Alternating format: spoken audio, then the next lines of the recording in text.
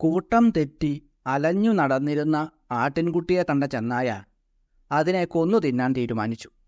എന്നാൽ അതിനെ കൊല്ലാൻ ഒരു കാരണം കണ്ടെത്തിയിട്ട് മതി ശാപ്പിടാൻ എന്ന് ചെന്നായ് ഉറപ്പിച്ചു. അവൻ ആട്ടിൻകുട്ടിയെ സമീപിച്ചു പറഞ്ഞു, എടാ കുഞ്ഞേ, കഴിഞ്ഞ വർഷം നീ എന്നെ അപമാനിച്ചില്ലേ? ആട്ടിൻകുട്ടി കരഞ്ഞുകൊണ്ട് പറഞ്ഞു, ഞാൻ ജനിച്ചിട്ട് മാസങ്ങളേ ആയിട്ടുള്ളൂ. കഴിഞ്ഞ വർഷം ഞാൻ ഉണ്ടായിരുന്നേയില്ല. ചെന്നായ് ആരോപണം മാറ്റി. ഞാൻ ഇരപിടിക്കുന്ന മേച്ചിൽ പുറങ്ങളിലാണ് നീ മേയുന്നത് എന്നായി ചെന്നായ. ഇല്ലങ്ങൊന്നേ, ഞാൻ ഇതേവരെ പുല്ല് പോലും കഴിക്കാറായിട്ടില്ല. ആട്ടിൻകുട്ടി വീണ്ടും നിലവിളിച്ചുകൊണ്ട് പറഞ്ഞു, ഞാൻ കുടിക്കുന്ന ഉറവയിൽ നിന്നാണ് നീ കുടിക്കുന്നത്. ഇങ്ങനെയായിരുന്നു ചെന്നായയുടെ അടുത്ത വാദം. ഞാൻ ഇന്നേ വരെ അമ്മയുടെ പാലല്ലാതെ ഒന്നും കുടിച്ചിട്ടില്ല. പാല് മാത്രമേ ഞാൻ കഴിക്കാറുള്ളൂ. ആട്ടിൻകുട്ടി പേടിച്ചു വിറച്ചുകൊണ്ട് പറഞ്ഞു. ഇതോടെ വാദങ്ങളെല്ലാം മതിയാക്കിയ ചെന്നായ ആട്ടിൻകുട്ടിയെ പെട്ടെന്ന് തന്നെ കൊന്നു ശാപ്പിട്ടു. എന്നിട്ട് പറഞ്ഞു, എൻ്റെ ആരോപണങ്ങൾക്കൊക്കെ നിനക്ക് മറുപടി ഉണ്ടായിരിക്കാം. എന്നാൽ ഇന്ന് അത്താഴപ്പട്ടിണി കിടക്കാൻ എനിക്ക് അല്പം പോലും ഉദ്ദേശമില്ല. ദുർജനത്തിന് മറ്റുള്ളവരെ ഉപദ്രവിക്കാൻ പ്രത്യേകിച്ച് കാരണമൊന്നും വേണ്ടല്ലോ. വൃശ്ചികസ്യ വിഷം പുച്ഛം മക്ഷികായാശിരോ വിഷം തക്ഷകസ്യ വിഷം ദന്തം സർവാംഗം ദുർജനസ്യ ച. തേളിന് വാലിലും തേനീച്ചയ്ക്ക് ശിരസ്സിലും പാമ്പിന് പല്ലിലുമാണ് വിഷം. എന്നാൽ ശരീരമാസകലം വിഷമുള്ളവയാണ് ദുർജനങ്ങൾ. അവരിൽ നിന്നും കഴിവതും അകലം പാലിക്കുന്നത് തന്നെയാണ് നല്ലത്. പ്രണവപ്രകാശത്തിൻ്റെ പുതിയ അധ്യായത്തിലേക്ക് എല്ലാവർക്കും സ്വാഗതം. വശിന്യാദി വാഗ്ദേവതകൾ 8 പേരാണ്. 8 പേരും ചേർന്നതുകൊണ്ടാണ് ലളിതാ സഹസ്രനാമമാകുന്ന ഒരു വലിയ ഊർജസ്രോതസ്സായിട്ടുള്ള മന്ത്രധാര നമുക്ക് ലഭ്യമായതും. ചിന്താമണി കൊണ്ട് നിർമ്മിച്ച ഗ്രഹത്തിൽ താമസിക്കുന്ന ലളിതാ പരമേശ്വരീ ദേവിയെയാണ് ലളിതാ സഹസ്രനാമത്തിലെ 57-ാമത്തെ ചിന്താമണി ഗ്രഹാന്തസ്ഥ എന്ന നാമമന്ത്രത്തിലൂടെ നമുക്ക് കാണിച്ചു തരുന്നത്. മനസ്സിൽ ഉദിക്കുന്ന ആഗ്രഹങ്ങളെ പെട്ടെന്ന് തന്നെ നിറവേറ്റി നൽകുന്ന ഒരു സവിശേഷ രത്നമാണ് ചിന്താമണി. ചിന്താമണി കൊണ്ട് നിർമ്മിച്ചിട്ടുള്ള ഗൃഹത്തിലാണ് അമ്മ താമസിക്കുന്നത്. ശ്രീമദ് ശങ്കരാചാര്യസ്വാമികൾ മാതൃകാ മന്ത്രമാലാ സ്തോത്രം ആരംഭിക്കുന്നത് ഈ നാമമന്ത്രത്തിൽ കാണുന്ന അമ്മയെ ദർശിച്ചുകൊണ്ടാണ്. കല്ലോലോല്ലസിതാമൃതാബ്ധിലഹരി മധ്യേ വിരാജന്മണിദ്വീപേ കൽപ്പകവാടികാ പരിവൃതേ കാദംബവാട്യുജ്വലേ രത്നസ്തംഭസഹസ്രനിർമ്മിതസഭാമധ്യേ വിമാനോത്തമേ ചിന്താരത്നവിനിർമ്മിതം ജനനി തേ സിംഹാസനം ഭാവയേ. തിരമാലകൾ അടിച്ചുല്ലസിക്കുന്ന അമൃതമഹാസമുദ്രത്തിൻ്റെ മഹാപ്രവാഹം, അതിനു നടുക്കായിട്ട് ശോഭിക്കുന്ന മണിദ്വീപ്, അവിടെ കൽപ്പവൃക്ഷങ്ങൾ കൊണ്ട് നിറഞ്ഞ ഉദ്യാനത്താൽ ചുറ്റപ്പെട്ടതും ആയിരക്കണക്കിനുള്ള രത്നസ്തംഭങ്ങൾ കൊണ്ട് ഉണ്ടാക്കപ്പെട്ടിട്ടുള്ളതുമായ സഭയുടെ മധ്യത്തിലായിട്ട് ആസ്ഥാനമണ്ഡപം കാണാം. അവിടെ ചിന്താരത്നങ്ങൾ കൊണ്ട് ഉണ്ടാക്കിയ അമ്മയുടെ സിംഹാസനത്തെ ഞാൻ ധ്യാനിക്കുന്നു. ഈ മന്ത്രം ജപിക്കുമ്പോൾ ഈ ധ്യാന ശ്ലോകത്തിൽ ശങ്കരാചാര്യസ്വാമികൾ പറഞ്ഞതുപോലെയുള്ള സിംഹാസനത്തിൽ ഇരുന്നരുളുന്ന അമ്മയെ ധ്യാനിക്കുവാൻ ശ്രമിക്കുക. കടുത്ത ദാരിദ്ര്യം അനുഭവിക്കുന്ന അവസ്ഥയിൽ നിന്നും ഇപ്രകാരമുള്ള ധ്യാനവും മന്ത്രജപവും ചേർത്ത് ജഗദീശ്വരിയുടെ പാതാരവിന്ദങ്ങളെ ഹൃദയത്തോട് ചേർത്ത് പിടിക്കുമ്പോൾ തീർച്ചയായും എല്ലാ ദുഃഖങ്ങളും പിഴുതെറിയപ്പെടും എന്ന കാര്യത്തിൽ സംശയം വേണ്ട.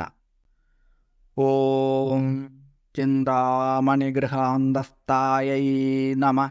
ഓം ഓം ഹ്രീം ചിന്താമണിഗൃഹാന്തസ്ഥായൈ നമഃ. ദേവീ മാഹാത്മ്യവും ലളിതാ സഹസ്രനാമവും പാരായണം ചെയ്യുകയും ദേവീക്ഷേത്രങ്ങളിൽ ദർശനം നടത്തുകയും ചെയ്യുന്നവരിൽ ചിലർ എൻ്റെ ഗുരുനാഥൻ്റെ അടുത്ത് ചില സങ്കടങ്ങളുമായി എത്താറുണ്ട്.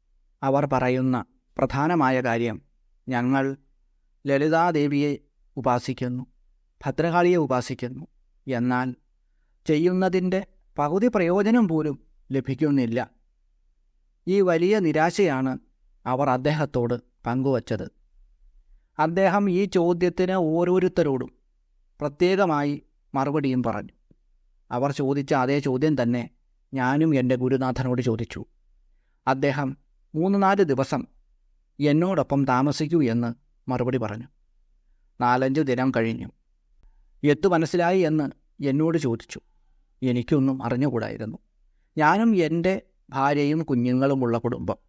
എൻ്റെ ഭാര്യ എന്നോട് പെരുമാറുന്നത്, ഞാൻ അവരോട് പെരുമാറുന്നത്, ആ രീതികളൊക്കെ നീ ശ്രദ്ധിച്ചിരുന്നു? അതുതന്നെയാണ് ഒരു മന്ത്രത്തിൻ്റെ ഫലം ചെയ്യുന്നത്. പ്രത്യേകിച്ച് ദേവീ മന്ത്രങ്ങൾ ഫലിക്കുന്നതിനുള്ള ഏറ്റവും പ്രധാനമായ ഉപാധി.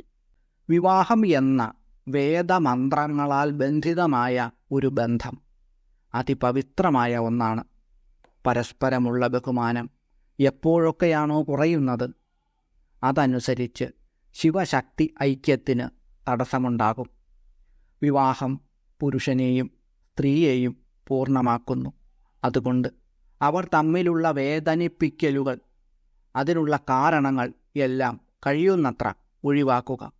ലളിതാ സഹസ്രനാമം ജപിക്കുന്ന വ്യക്തികളെ സംബന്ധിച്ചിടത്തോളം അവർ വിവാഹിതരാണ് എങ്കിൽ പ്രത്യേകിച്ചും ഒരിക്കലും സ്ത്രീ പുരുഷനെയോ പുരുഷന് സ്ത്രീയെയോ വേദനിപ്പിക്കാനാവില്ല. അങ്ങനെ ചെയ്യാതിരിക്കുക.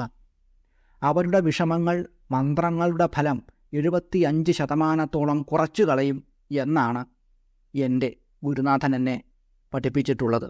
അതിന് കാരണം ഓരോ സ്ത്രീയിലും ഉള്ള ജഗദീശ്വരിയുടെ അംശമാണ്. ഒരു മന്ത്രത്തിന് ഏറ്റവും അധികം ശക്തി നൽകുകയും മന്ത്രത്തിൽ നിന്നും ലഭിക്കുന്ന ശക്തി നമ്മുടെ കുടുംബത്തിൽ പോസിറ്റീവ് ഊർജത്തിൻ്റെ സ്രോതസ്സായി മാറുകയും ചെയ്യുന്നത് സ്ത്രീയിലുള്ള ജഗദീശ്വരിയുടെ അംശത്തിലൂടെയാണ്. അതുകൊണ്ടാണ് നാരീപൂജയ്ക്ക് ദേവീ ഭാഗവതത്തിൽ ഉന്നതമായ സ്ഥാനം നൽകിയിട്ടുള്ളത്.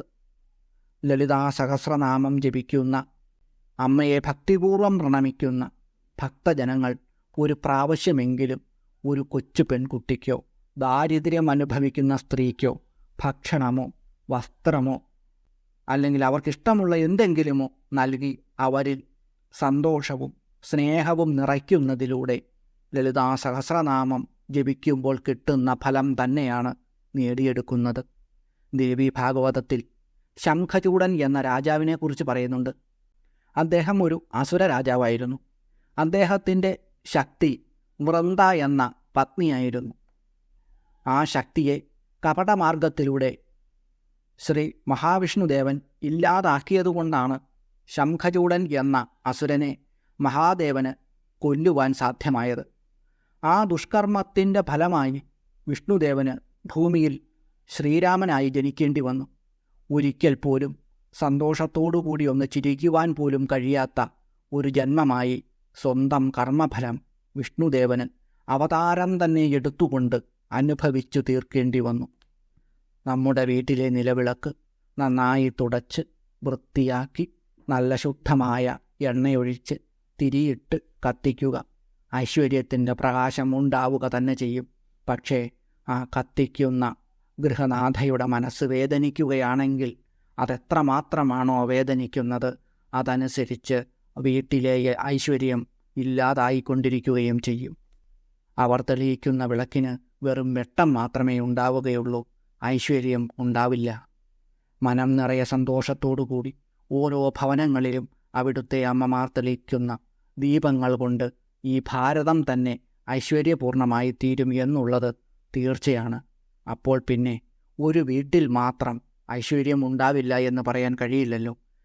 എല്ലാ വിരലുകളും ഒരേ നീളത്തിലാണോ? അല്ല. എന്നാൽ അവ വളയുന്ന സമയത്ത് എല്ലാം തുല്യമായി നിൽക്കുന്നത് കാണാം. എല്ലാ സാഹചര്യങ്ങളോടും വളഞ്ഞ് പൊരുത്തപ്പെടുമ്പോൾ ജീവിതം എളുപ്പമായിത്തീരും.